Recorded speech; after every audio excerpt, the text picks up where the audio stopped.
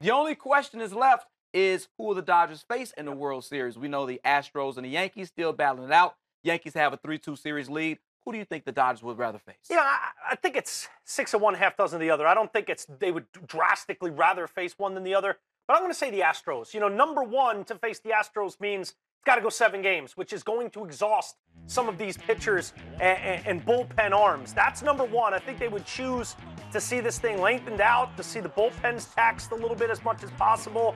And, if they could really, really live in a perfect world, they'd love to see some extra innings here.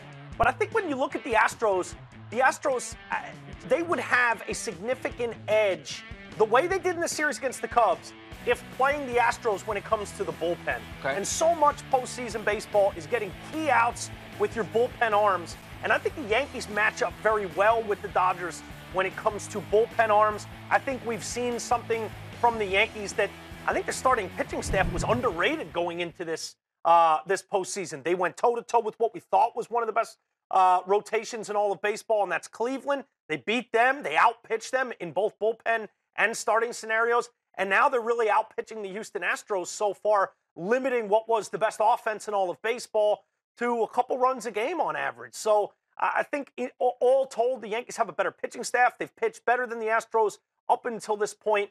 And anytime you can have your pick of the litter and pick the team that has the slightly worse pitching staff, you're going to take that. Now, both teams feature really great offenses. I think, we've seen that environment in the Bronx at Yankee Stadium. It's a crazy environment. Absolutely. So to have to come all the way across the country, to go through those time zones and have to play the Yankees in a place they have not lost this postseason, 5-0. I think would be a little bit tricky and not something that the Dodgers, would be lining up to do. But at the same point, it's not like playing in Houston, Texas is all that better. It's a very good home field advantage there. It's a hitter's park.